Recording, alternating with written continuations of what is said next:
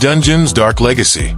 Beneath the grandiose splendor of Edinburgh Castle lay a world far removed from the regal halls and noble chambers, a shadowy underbelly that held the memories of betrayal, agony, and death. The dungeons, carved into the volcanic rock of Castle Rock itself, were places where time seemed to stand still. The air was heavier here, thick with the unspoken sorrow of countless prisoners who had met their end in chains. Ellie and Callum descended the narrow stone staircase leading to the lower chambers, the walls damp and slick from centuries of condensation. Flickering lights from modern fixtures did little to dispel the oppressive darkness, which seemed to press closer the further they went. The silence, broken only by the occasional drip of water, felt absolute.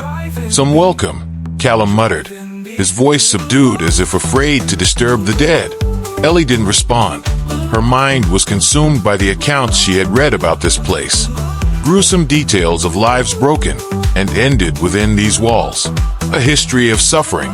The dungeons of Edinburgh Castle were infamous long before the modern era, their notoriety rooted in centuries of war and political upheaval. The castle, strategically perched on Castle Rock, had seen countless sieges and conflicts, often resulting in captured enemies being dragged into its bowels. During the Wars of Independence, the English had used the dungeons to house Scottish captives, treating them with unspeakable cruelty. It was said that some prisoners were shackled to the walls and left to starve, their cries echoing through the stone corridors until they faded into silence. The lucky ones were executed quickly, their heads displayed on spikes as grim warnings to others. In the centuries that followed, the dungeons became a place of torment for anyone who fell afoul of those in power. Religious dissenters, political rebels, and even common thieves were confined here, their punishments tailored to fit the severity of their crimes. Iron collars, iron cages, and crude racks were among the tools of suffering used to extract confessions or to prolong agony. Perhaps the most infamous tales were those of the witch trials. Accused witches were dragged to the castle, their confessions often wrung from them through torture before they were condemned to death.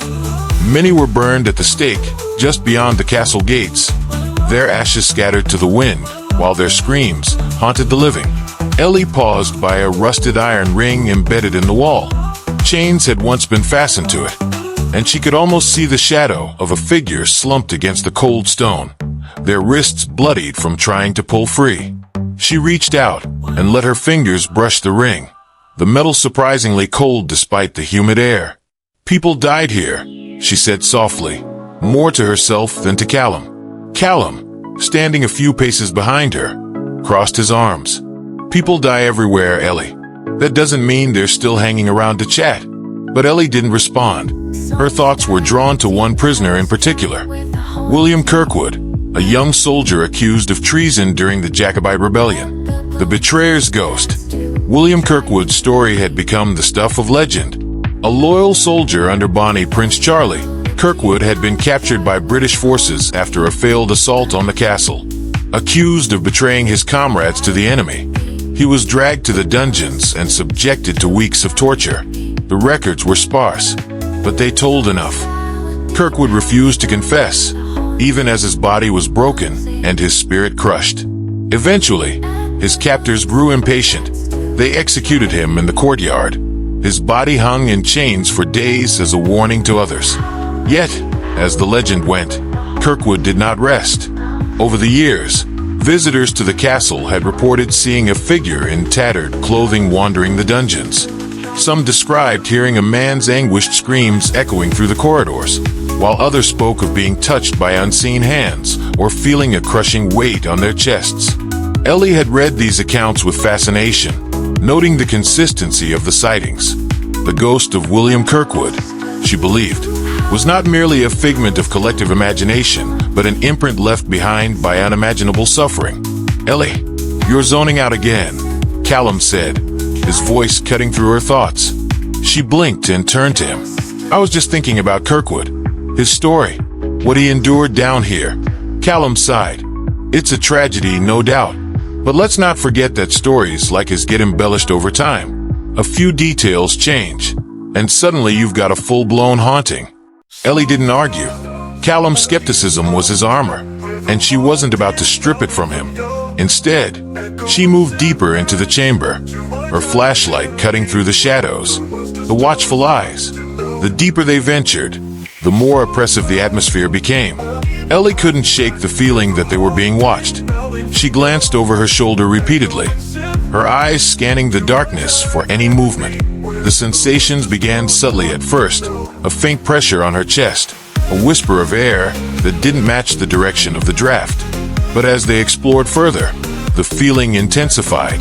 At one point, Callum stopped abruptly, rubbing his arms. "Did you feel that?" he asked, his voice low. Ellie turned to him. "Feel what?" "Hey, I don't know. Like someone brushed past me." He glanced around, his bravado slipping for just a moment. Ellie tilted her head. "Someone? Or something?" Callum forced a laugh, but it was hollow. "Let's not get carried away." But Ellie noticed how his hand hovered near his pocket, where he kept his phone. As much as he mocked the idea of ghosts, Callum wasn't immune to the castle's atmosphere. A glimpse into the past. They reached the lowest chamber, where the air was damp and carried the faint scent of decay. The walls here were lined with crude carvings, names, dates, and messages scratched into the stone by prisoners desperate to leave their mark. Ellie ran her hand over one carving, the grooves worn shallow by time. It read, "God save my soul, 1673. These were real people," she said softly. "Not just names in a book. They lived, they suffered, and they died," Callum added grimly.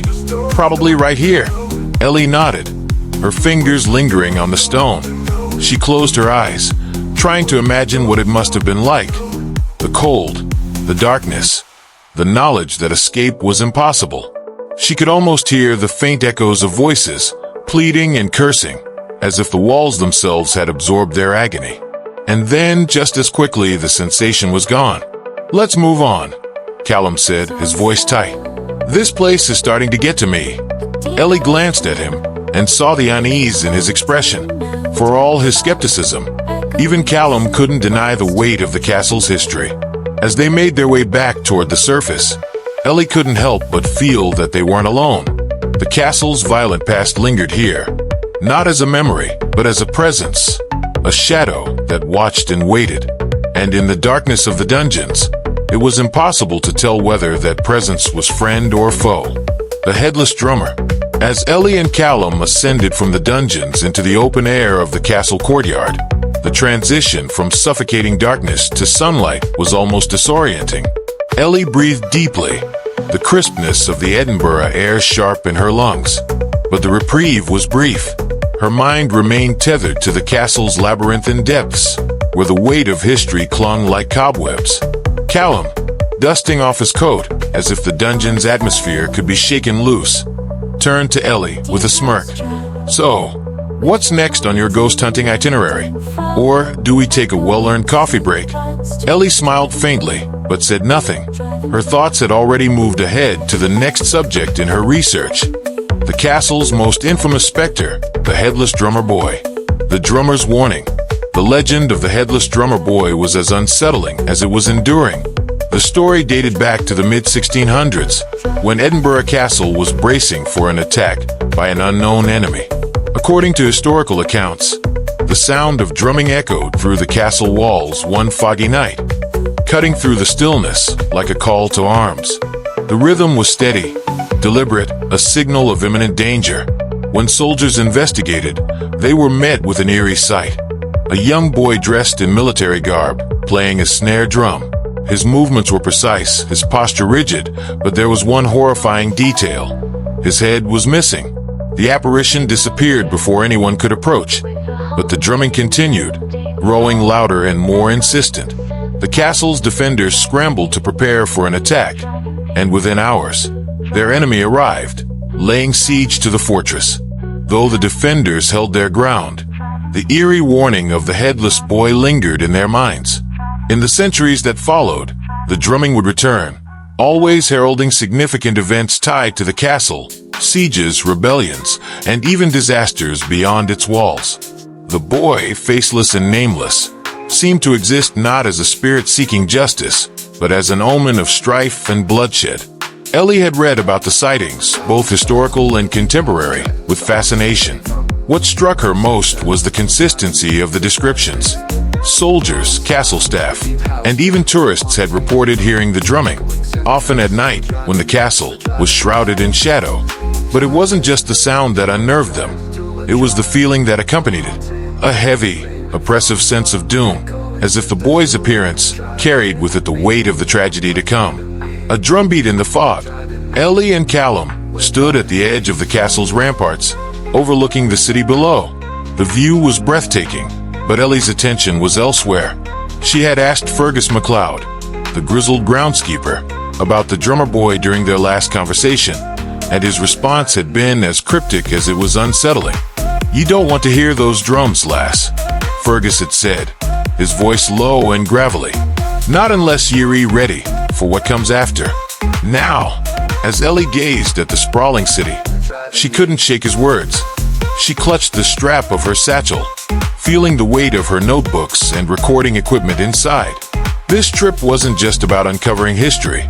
It was about documenting the truth, no matter how dark.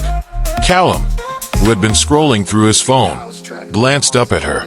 "You're thinking about him, aren't you? The headless kid." Ellie nodded. "There's something about his story that feels unfinished. If he really does show up before tragedy, then why?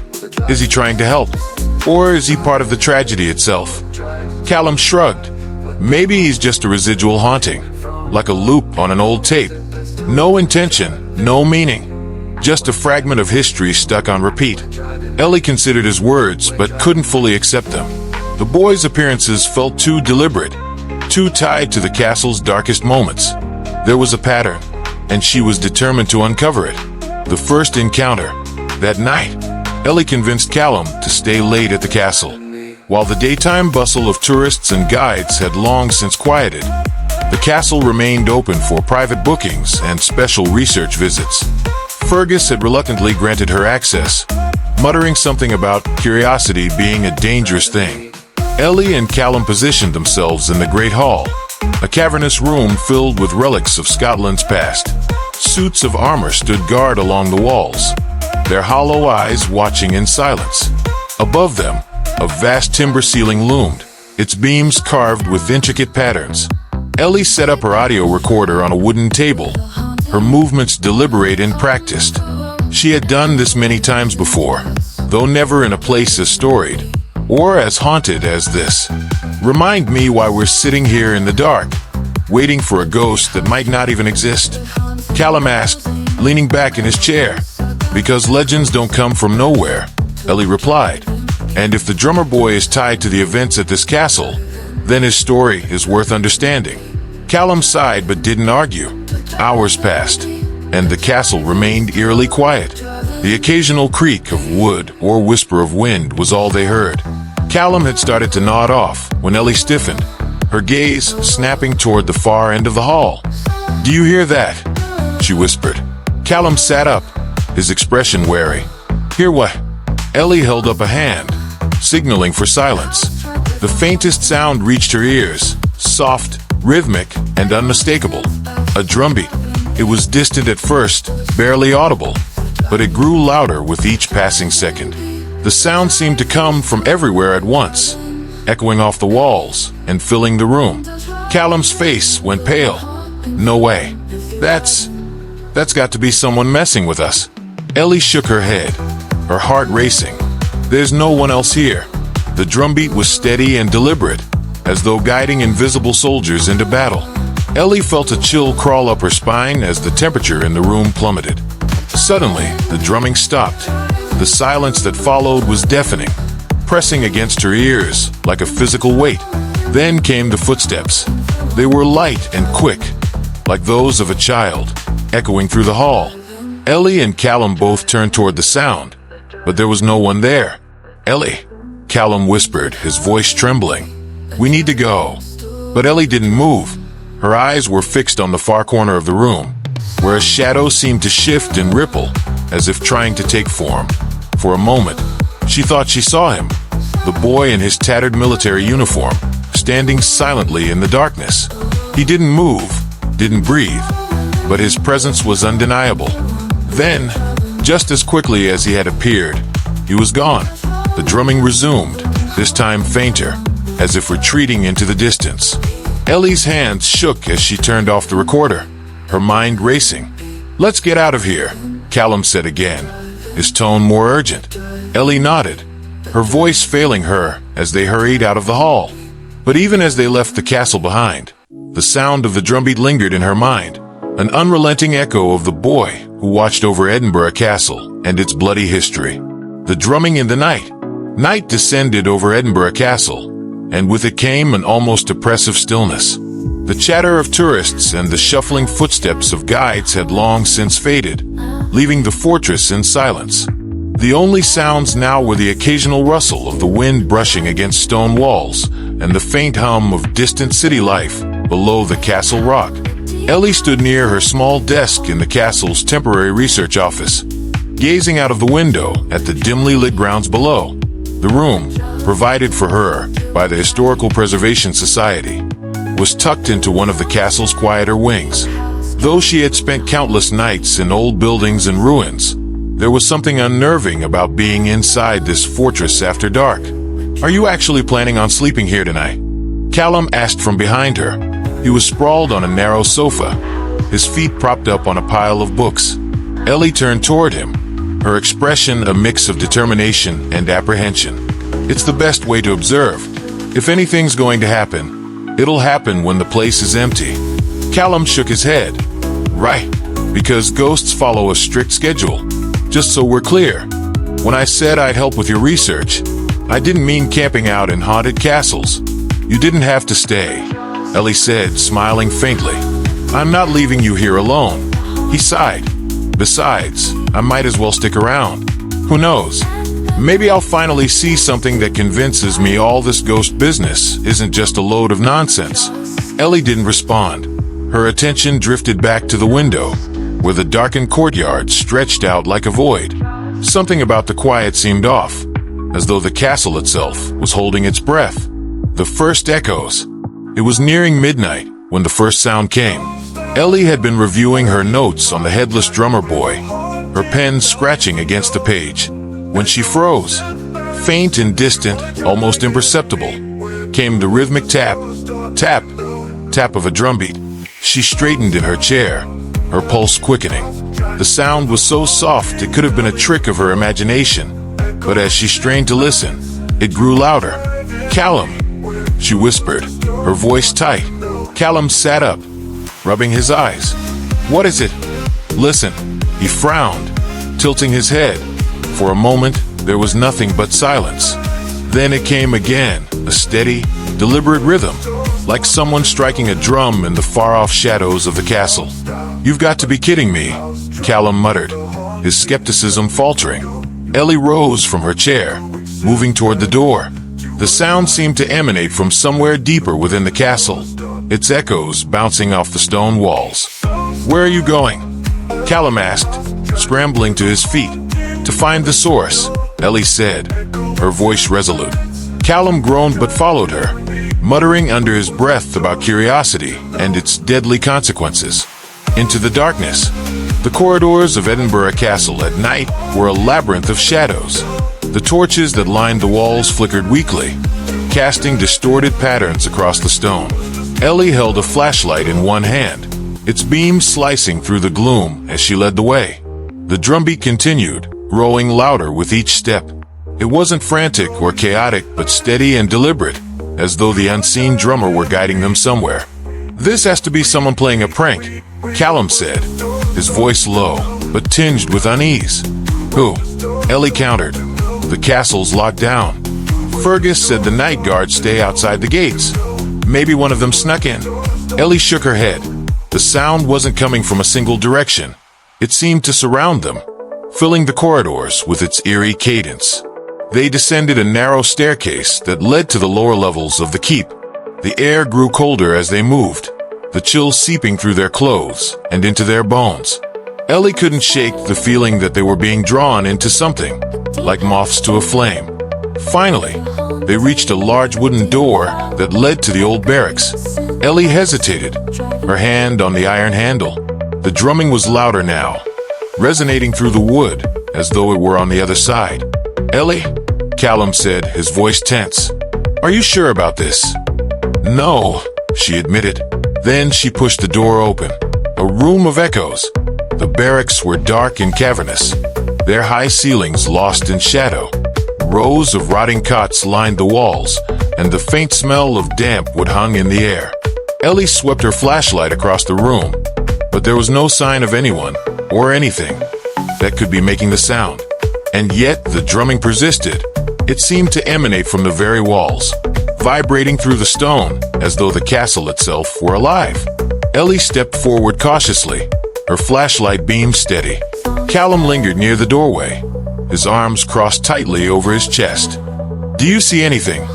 he asked. Ellie didn't answer. Her focus was drawn to the far end of the room, where a faint glow seemed to flicker in the darkness. She moved closer, her footsteps echoing on the stone floor. As she approached, the glow resolved into a faint, ethereal outline. A figure stood there, a boy, no older than 13, dressed in a tattered military uniform. His headless body clutched a drum, his hands moving with precision as he played the same steady rhythm. Ellie froze, her breath catching in her throat. The figure didn't acknowledge her presence, his movements mechanical, almost ritualistic. "Callum," she whispered, her voice trembling. "What?" he said, his tone impatient. "Come here." Callum hesitated, then stepped forward reluctantly. When he saw the figure, he stopped in his tracks, his mouth opening in stunned silence. "Holy, is that?" "Yes," Ellie said, her voice barely audible. They stood there, watching the boy play, the sound of the drum filling the room like a heartbeat. Ellie felt a strange mix of fear and sorrow as she gazed at the ghostly figure. He seemed trapped in an endless loop, bound to the castle by forces she couldn't begin to understand. Suddenly, the drumming stopped. The boy's hands fell still, and for a moment, the room was deathly silent. Then he turned, even without a head. The boy seemed to look directly at them, his body radiating a cold, otherworldly energy. Ellie felt a wave of dread wash over her, as though she were standing on the edge of a precipice. The boy raised one hand, pointing toward the doorway behind them. Ellie turned, her flashlight illuminating the empty hall beyond. She didn't see anything unusual, but the message was clear. "We need to go," Callum said, his voice shaking. Ellie nodded, backing away slowly. The boy didn't follow, his figure fading into the shadows as they retreated. But the drumbeat resumed, softer now, as if bidding them farewell, a warning unheeded. Back in the safety of the research office, Ellie replayed the events in her mind. She couldn't deny what she had seen, and the implications were staggering. The headless drummer boy wasn't just a legend. He was real, and he had tried to tell them something. "What do you think he wanted?" Callum asked, his voice subdued. "I don't know," Ellie said, "but I don't think it's over." Callum didn't respond. The look in his eyes said everything. This wasn't a ghost hunt anymore. This was something far darker, and the castle wasn't finished with them yet.